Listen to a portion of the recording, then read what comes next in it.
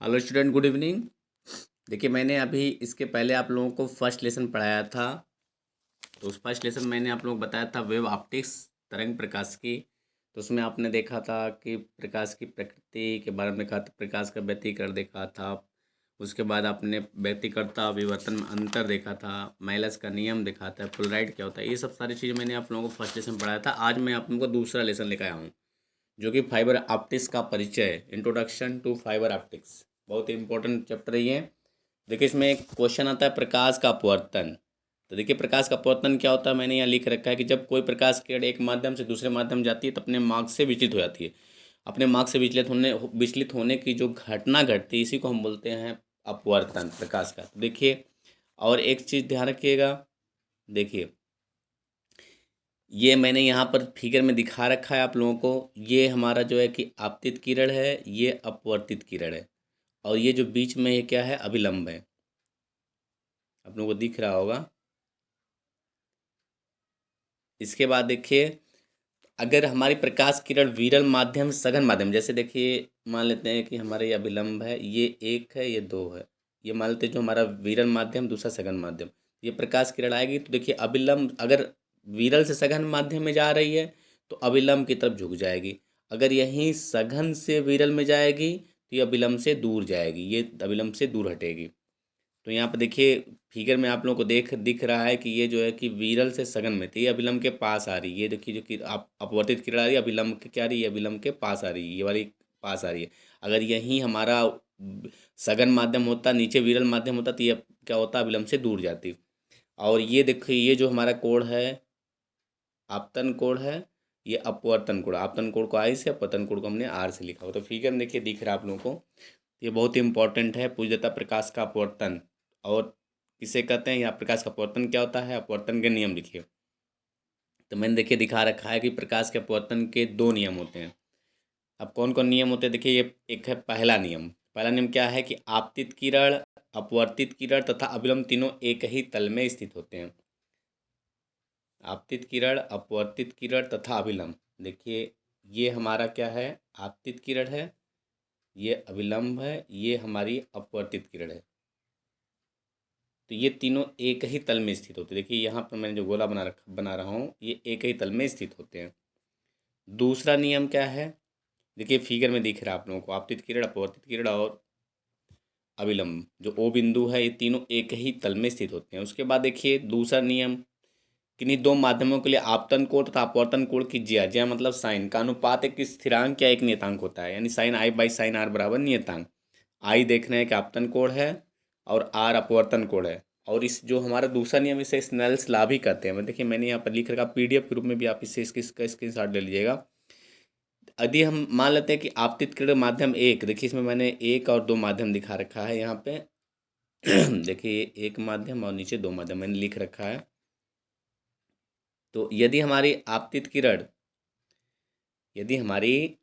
किरण माध्यम एक में हो तथा अपवर्तित किरण माध्यम दो में हो, तो sine i by sine r बराबर, देखिए 1 n 2 मैंने लिखा है, 1 μ 2 भी लिखा जा सकता है।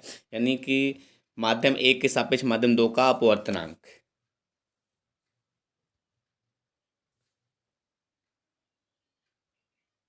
देखिए आपने देखा अभी दूसरा नियम। इसके बाद है इसका एक आता है व्युत्क्रम्यता का नियम।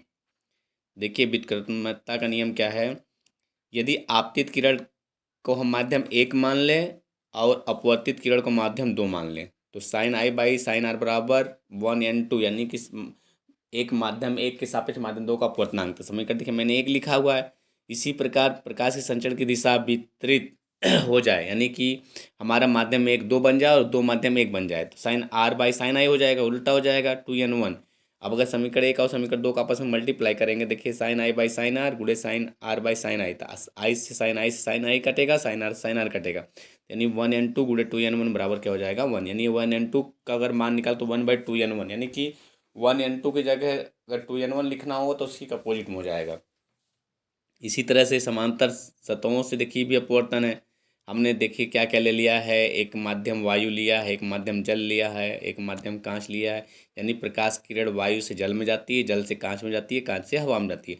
अब सोचिए कि वायु से जल में जाएगी तो AN W लिखेंगे, देखिए ANW, तो ANW बराबर क्या हो जाएगा, देखिए इसमें कोड भी दिख रहा है I1R1, फिर ये इसी का ये जो होता है एकांतर कोड हो जाएगा R1 यहाँ भी हो जाएगा, यहाँ R2, फिर R2, यहाँ पर फिर I1 निकल जाएगा। तो इस तरह से हमने दिखा रखा है चित्र में, प्रकाश किरण वायु से जल में प्रवेश करती है तो sin I1/sin R1 यानी ANW। देखिए समीकरण यानी कि वायु के सापेक्ष कांच का अपवर्तनांक, ANW का मतलब क्या, वायु के सापेक्ष जल का अपवर्तनांक। तो समीकरण 1 हो गया। इसी प्रकार क्या हो जाएगा, जल के सापेक्ष कांच का अपवर्तनांक, तो sin R1/sin R2। समीकरण 2 हो गया। इसी प्रकार समीकरण 3 में देखिए, कांच के सापेक्ष वायु का अपवर्तनांक या हवा का अपवर्तनांक, तो समीकरण देखिए 3 बन गया। समीकरण 1, 2, 3 को हमने आपस में मल्टीप्लाई कर दिया, तो ये निकल क्या गया, ये देखिए पूरा कट जाएगा, 1 आ जाएगा इसकी जगह, ANW × WNG × GNA बराबर 1। तो ये हमारा जो है समांतर सतहों से अपवर्तन होता है। इसके बाद देखिए हम अभी पढ़ेंगे ऑप्टिकल फाइबर। तो इसमें थोड़ा सा पहले आप देखिए क्रांतिक कोण क्या होता है, इसके बारे में दिखाया है।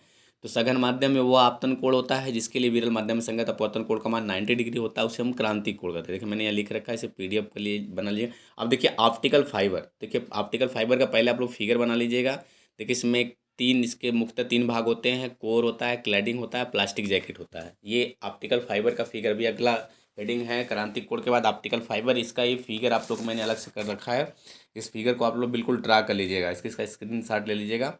इसके बाद देखिए मैंने यहाँ पर ऑप्टिकल फाइबर आप लोगों को दिखाया। तो ऑप्टिकल फाइबर में अगर फिगर आप देखेंगे तो इसमें हमने अभी होता क्या है, तो ये जो इन्फॉर्मेशन टेक्नोलॉजी में जो होता है, सूचना के आदान प्रदान के लिए प्रकाश तरंग का प्रयोग किया जाता है। अतः ऑप्टिकल सिग्नल को एक स्थान से दूसरे स्थान तक ले जाने के लिए जिस केबल का हम प्रयोग करते हैं उसे ही हम ऑप्टिकल फाइबर कहते हैं। ऑप्टिकल फाइबर के मुख्य भाग देखिए कौन कौन होते हैं, अभी हमने यहाँ फिगर में दिखाया है। कोर होता है, क्लैडिंग होता है और प्लास्टिक जैकेट होता है। ये तीनों दिखा है, मैंने यहाँ लिख रखा है कोर। अब कोर क्या होता है, यह ऑप्टिकल फाइबर का सबसे भीतरी भाग होता है। देखिए ये देखिए जो कोर दिख रहा है ना, वो सबसे भीतरी भाग है ऑप्टिकल फाइबर का। फिर क्या है, अब कोर क्या होता है, यह ऑप्टिकल फाइबर का सबसे भीतरी भाग होता है जो बहुत पतले कांच या सिलिका का बना होता है। कोर का व्यास 10 से 100 माइक्रोमीटर तक होता है। और कोर का जो परम अपवर्तनांक होता है इसे हम म्यू1 से लिखते हैं। देखिए हमने लिख रखा है, ये म्यू1 से लिखते हैं। इसी तरह से क्लैडिंग होता है। क्लैडिंग दूसरा भाग क्लैडिंग होता है। क्लैडिंग क्या होता है, यह कोर का बाहरी आवरण होता है जिसका व्यास 100 माइक्रोमीटर से 420 माइक्रोमीटर के मध्य होता है। क्लैडिंग जो होता है कांच या प्लास्टिक की बनी होती है। क्लैडिंग का अपवर्तनांक म्यू2 होता है। अब म्यू2 का मान जो होता है म्यू1 से कुछ कम होता है, जो भी हमने देखा था ना, कोर से कुछ कम होता है, यानी क्लैडिंग का मान जो कोर से कुछ कम होता है। इसी तरह से प्लास्टिक जैकेट, तीसरा भाग उसका होता है प्लास्टिक जैकेट या इसी वफर बोलते हैं। कोर तथा क्लैडिंग को सुरक्षा प्रदान करने के लिए चारों ओर से प्लास्टिक की कोटिंग में बंद किया जाता है, इसको हम बोलते हैं प्लास्टिक जैकेट। देखिए ये है हमारा कोर, दूसरा है क्लैडिंग और ये प्लास्टिक जैकेट। प्लास्टिक जैकेट क्या करता है, इसको सुरक्षा प्रदान करता है कोर और क्लैडिंग को। इसका देखिए पहले मैंने ये आप स्क्रीनशॉट ले लीजिएगा, इसका पहले ले लीजिएगा, चैप्टर 2 का देखिए ये ले लीजिएगा स्क्रीनशॉट, इसका स्क्रीनशॉट ले लीजिए। फिर इसके बाद इसको आप ऑप्टिकल फाइबर लिखिएगा हेडिंग, तो इसका फिगर बना लीजिएगा। मैंने भी अब समझा दिया इसके मुख्य कितने भाग होते हैं। इसके बाद इसका उपयोग होता है, कहाँ कहाँ इसका उपयोग किया जाता है। ऑप्टिकल फाइबर के अनुप्रयोग देखिए चिकित्सा में। अब चिकित्सा में कैसे करते हैं, शरीर का वह अंग जिन्हें आँख से सीधे नहीं देखा जा सकता, इन्हें शरीर के भीतरी मतलब भीतर जो होता है फाइबर प्रवेश कराकर देखा जा सकता है। इसके द्वारा आंत, फेफड़ा और आपका होता है इत्यादि की जांच की जा सकती है। गुर्दे की पथरी के इलाज के लिए ऑप्टिकल फाइबर की सहायता से उच्च तीव्रता के लेजर किरण का प्रवेश कराया जाता है। फिर इसी तरह से ये देखिए संचार प्रणाली में भी होता है। आजकल की सूचना एवं प्रौद्योगिकी मूल रूप से प्रकाशिक तरंगों पर निर्भर हो गई है। अतः ऑप्टिकल फाइबर की सहायता से संदेश एक स्थान दूसरे स्थान तक तीव्र गति से तथा बिना गुणवत्ता खोए पहुंचाया जा सकता है। और उसके बाद इसका कंप्यूटर सिस्टम भी इसका उपयोग होता है। इस तरह से देखिए ये बहुत इंपॉर्टेंट था एक चैप्टर आप लोगों का। 2 लेसन आपको मैंने इसमें से ख़त्म कर दिया बिल्कुल। इसके बाद जो है कि अगला लेसन हम लेकर आएंगे आप लोगों के लिए। आप लोग इसका PDF बना लें। मैंने आप लोगों को इसका PDF भी मैंने प्रोवाइडेड करा दिया है, आप लोगों को मैंने भेज दिया है ग्रुप में, देख लीजिएगा आप लोग, उसे आप लोग नोट्स बना लीजिएगा। और इस लेक्चर को थोड़ा जहाँ दिक्कत होगी समझ लीजिएगा, मैंने जो है कि वीडियो ग्रुप में भी कर दिया है। तो इस तरह से जो है कि ये चैप्टर आप लोगों का कंप्लीट हो गया। तब तक के लिए धन्यवाद।